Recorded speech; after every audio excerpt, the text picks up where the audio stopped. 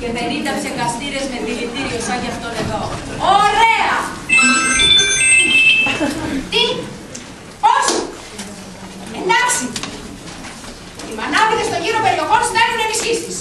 12 καλογυμνασμένοι, στιβαροί, ροδομάγουλοι μανάβιδες με μεγάλα φουστάκια κάνουν στο στρατόπεδό μας. Και γιατί ξεκινάμε τότε? Τι περιμένουμε? Στις πληροφοριοδότες μας από τη φυτοβία.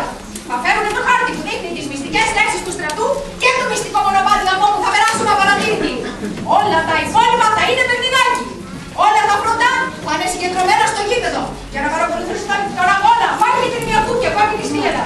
Θα τους κατακροβώσουμε. Κυρία Αρχιμανάβη, για παιδί μου, τους εμπιστεύεσαι?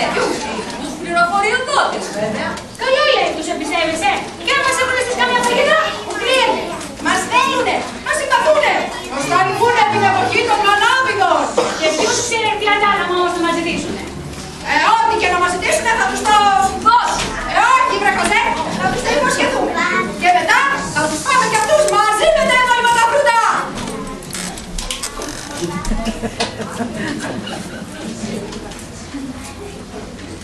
Το αφήστε τον σε μένα. Θα τον εκόψω κομματάκια. Θα τον εβάλω στην κατσαρόλα. Μπούλικη ζαχαρίτσα. Θα τον κάνω γλυκό και θα τον εφάω με το κουταλάκι. Μια μόνος. Εγώ το καρπούζι. Θα το κόψω φέτες και θα το φάω. Τα σπαράκια αφήστε τα σε μένα. Τρελαίνομαι για σπαράκια. Ναι, τον περιμένουμε. Φτάσανε οι πληροφοριοδότες μας από τη φρουτοβία. Ο εκπρόσωπος του Σολάκης ο Λετός θα μας φέρει το χάρτη. Κοιτάξτε να είστε κάρδι μαζί του, έτσι. Βέβαια, βέβαια. Ό,τι και να ζητήσει, ναι να του λέτε. Πάντα, πάντα. Πέρασε, αγαπητέ μας Λάκη. Πέρασε, εξαιρετικέ μας φίλε. Καλώς όρισες. Πού το κάνεις, ρε? Μας τον έφερες?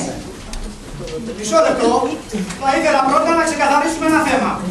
Εγώ και η φίλη μου, η Βεατρίκη, θέλουμε να μας υποσχεθείτε μεγάλες τιμές, ιδιαίτερη περιποίηση.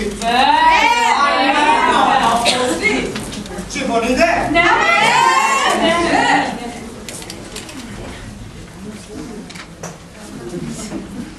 Ορίστε, νάτος ο χάρτης.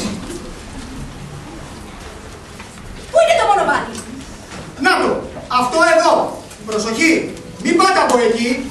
Εκεί στρατοπεδεύουν τα ισχυρά σπανάκια. Ούτε από εκεί. Εκεί περιμένουν τα σκληρά καρύδια. Από εδώ να πάτε. Ναι.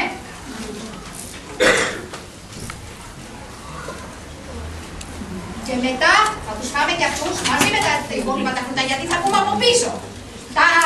Ξέρετε τι θα κάνουν τα ισχυρά σπανάκια? Τι? Σπανάκια!